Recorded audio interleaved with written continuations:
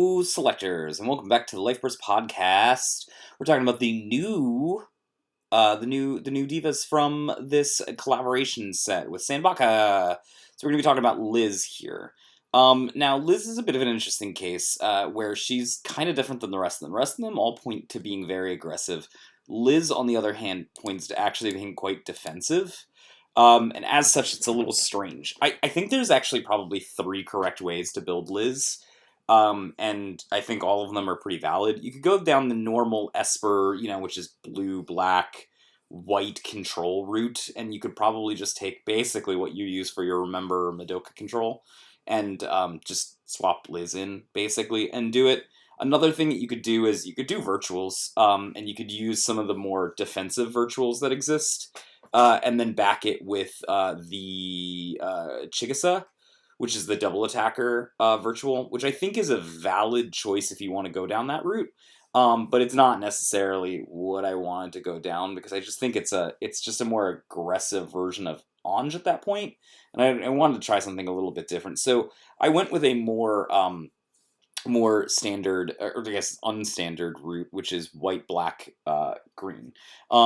Mel Invisible is just a really, really good draw if you're going to decide to go into that more sort of defensive side of the world.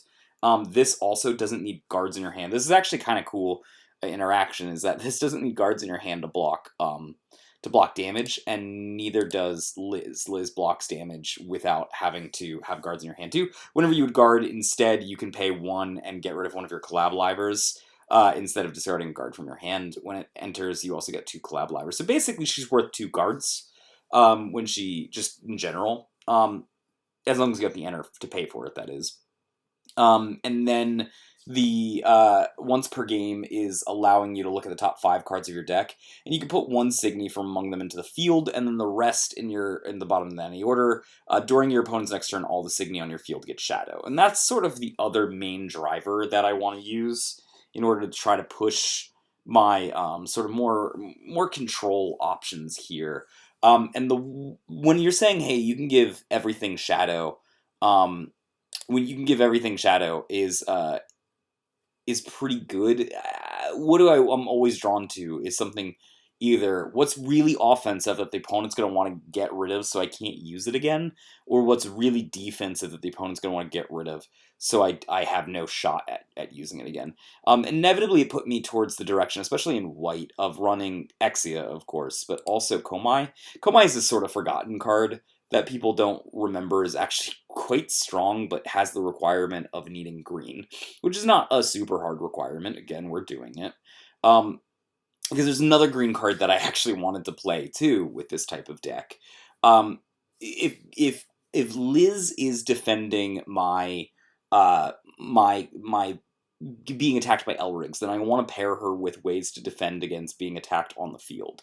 Komai gives that, especially when paired with an Exia, because while it's up to which Exia will up it at the end of your turn, you can pay 3, and then instead, if this would be vanished, it just comes back to the field downed.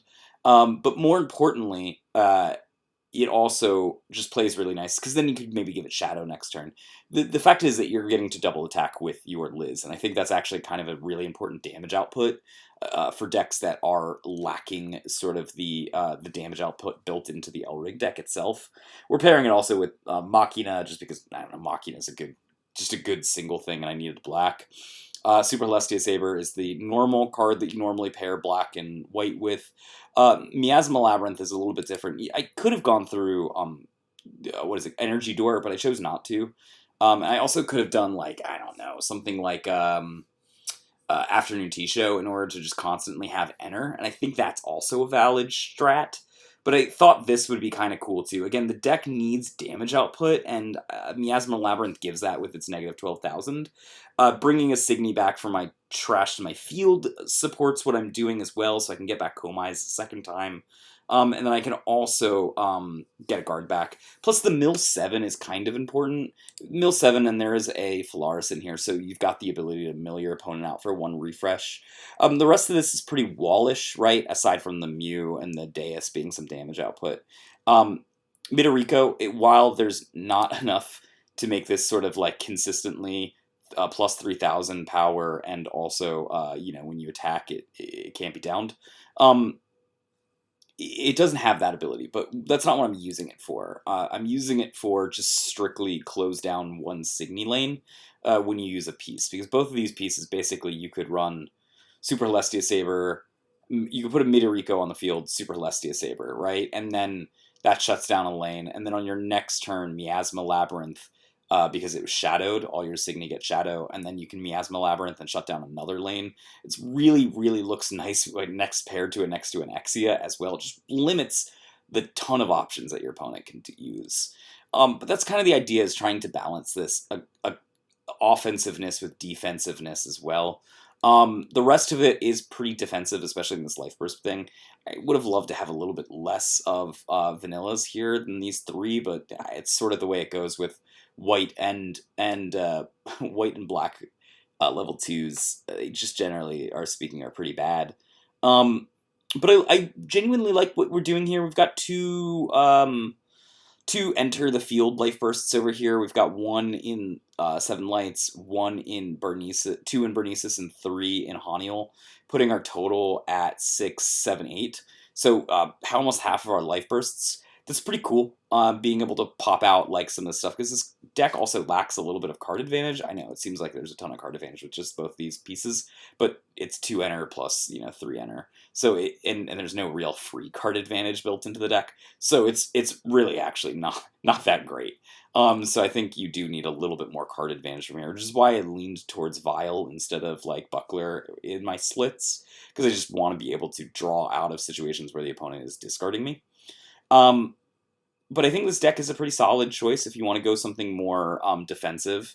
I think Lize is the way to go with that kind of thing. It's like almost like the spiritual successor of Nova, and the fact that it gets guards back, not unlimited guards, but it gets enough back that you paired with your other white techniques, you have ways to sort of like go push into the long game and then win in the long game. So I think this is a pretty cool deck for that.